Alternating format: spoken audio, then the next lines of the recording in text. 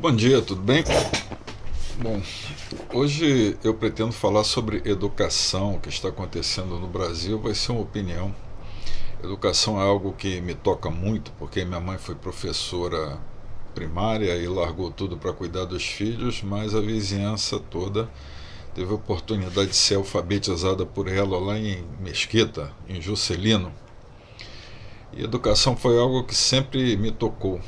Eu, como profissional, eu tive a oportunidade de voar 16 tipos de aeronaves diferentes, entre aviões, helicópteros, monomotores, bimotores, e consegui lograr o título de instrutor em 12 dessas 16 aeronaves. Sempre me preocupei muito com ensino e formação, também sempre me ofereci para dar aulas.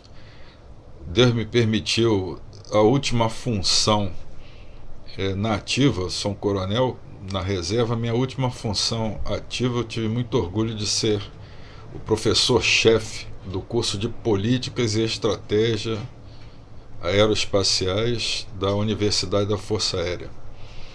Para mim foi emoldurada uma carreira de forma muito gratificante. E educação eu sempre acompanhei, acredito que é a base da formação da nossa sociedade. Contudo, nos últimos 25 anos, sobretudo depois que Sarney assumiu, Sarney era da Arena, passou para a PMDB, porque o PMDB disse para ele que se ele não se filiasse, ele não teria um bom governo. Mais adiante eu vou tecer outros comentários sobre o que eu observei, porque eu acompanho o nosso país há mais de 30 anos. Eu gosto de estudar o Brasil e as circunstâncias. E nesses últimos 30 anos, o que não conseguiu melhorar em absolutamente nada foi ensino.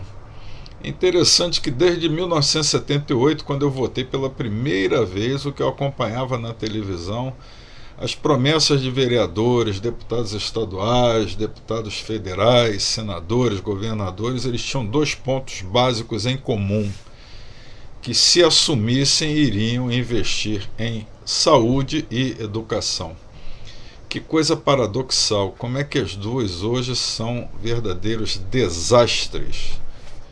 Não vou nem falar em orçamento, porque devido ao nosso perfil perdulário da nossa sociedade, nosso perfil de dependência do Estado, hoje, pelo que a gente lê da lei de orçamento anual, conseguem sobrar apenas entre 3,8 a 3,9 do orçamento geral para ser aplicado em educação e saúde. Ambos são patamares semelhantes em termos de percentual. E pasmem que dentre todas as pastas do Executivo, saúde, educação, transporte, segurança, energia, por acaso, saúde com 3,8, educação também com 3,1, por incrível que possa lhes parecer, são os percentuais maiores.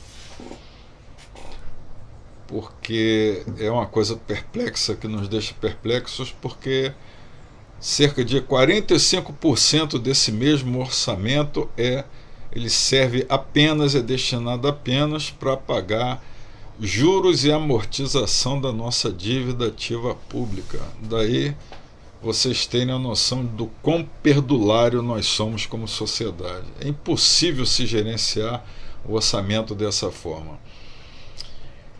E a minha preocupação hoje é a questão do apagão de mão de obra, que ele ele chega ao limite final daquele cidadão que sai de um terceiro grau, bacharel ou curso técnico equivalente, e ele de fato não se encontra preparado para encarar o mercado. Gostaria de fazer uma retrospectiva. O primeiro ano do Fernando Henrique Cardoso, um economista especializado em educação, foi ministro de Educação, falecido Paulo Renato. Ele trouxe uma novidade dos países escandinavos, países maduros, países com mais vivência, com mais sofrimento do que nós ao longo dos anos, e eles chegaram à conclusão, dado a maturidade, elevado grau de maturidade daquela sociedade, que eles poderiam aplicar a aprovação automática. Trouxeram para cá porque um dos objetivos do plano de governo do PSDB e Fernando Henrique era permitir o acesso à educação. E essa aprovação automática ela veio criando pessoas incapazes de lidar com a realidade e com a complexidade social e técnica que suas atividades laborais ou sua vida social normal lhes apresenta todos os dias.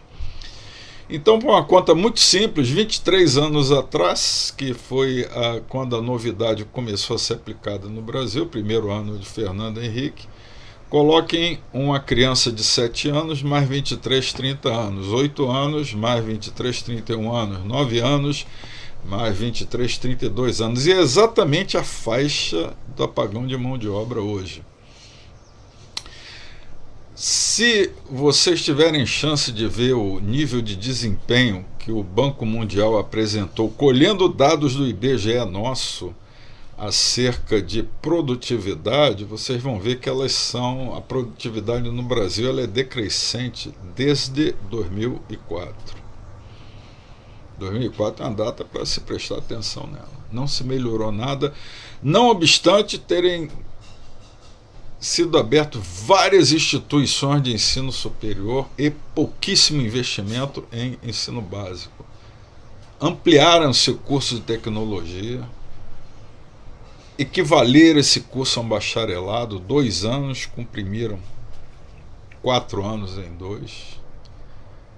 Nós temos um tempo finito do cidadão, do aluno na escola, foram diminuído o tempo daquelas matérias clássicas, e aqui é a minha opinião pessoal, reduziram-se tempo em matemática, em português, em história, em geografia, colocar esses conteúdos politicamente corretos, que é o meu ponto de vista, disso eu não abro mão, diversidade, respeito à natureza, meio ambiente, e, enfim, chegamos hoje no 7º ano da segunda década do século XXI, nós temos 14,2 milhões de desempregados e aqueles que estão empregados, expressiva quantidade em atividades de baixo valor agregado. Culpa deles não. Culpa da estrutura educacional, social e técnica, culpa da sociedade que não acompanha, que terceiriza essa decisão para deputados e senadores despreparados, que via de regra são pessoas que se propõem a cumprir um cargo e procuram ser mais populistas do que pessoas preocupadas com desenvolvimento social. Eu gosto de ser pragmático e objetivo. O que temos hoje e o que teremos para daqui a 8 anos. Por que eu falo com isso?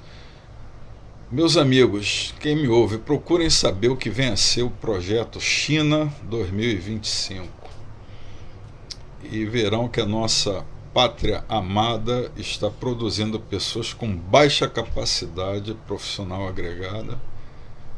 Teremos que competir com mercados cada vez mais complexos no território nacional, porque cada vez mais a nossa dívida ativa pública crescendo significa dizer que mais dinheiro de fora virá para tentar nos manter num patamar suportável, e mais dinheiro de fora significa mais critérios impositivos no nosso mercado de trabalho. Ainda teremos o fantasma no futuro da indústria 4.0, ainda teremos várias reduções de atividades básicas, atividade de baixo valor agregado.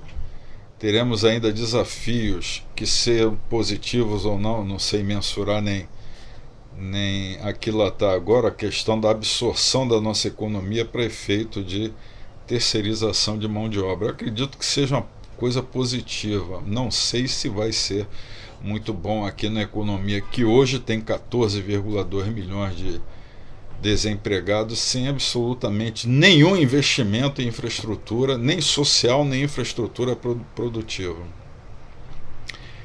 Então temos crianças com influência ideológica, ensino básico, nós temos crianças do ensino médio que o exame internacional da comunidade econômica, que é o PISA, mostra que o Brasil ou é penúltimo ou é antepenúltimo nos exames de matemática e ciências exatas, isso há mais de 20 anos. E temos um produto de formação de nível grau bacharel e bacharel técnico que não consegue lograr êxito. Eles ficam dependendo de cursos complementares. O Estado quase que escancara a sua dificuldade para as empresas para prosseguirem numa formação que ele não teve condições de dar em nenhum dos níveis, nem municipal, nem estadual, nem federal.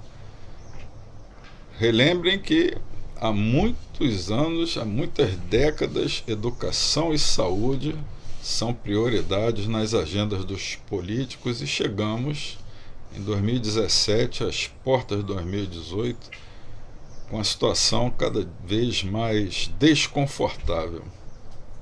Enfim, a minha reflexão para hoje. Obrigado para aqueles que me acompanham. Bom fim de semana a todos.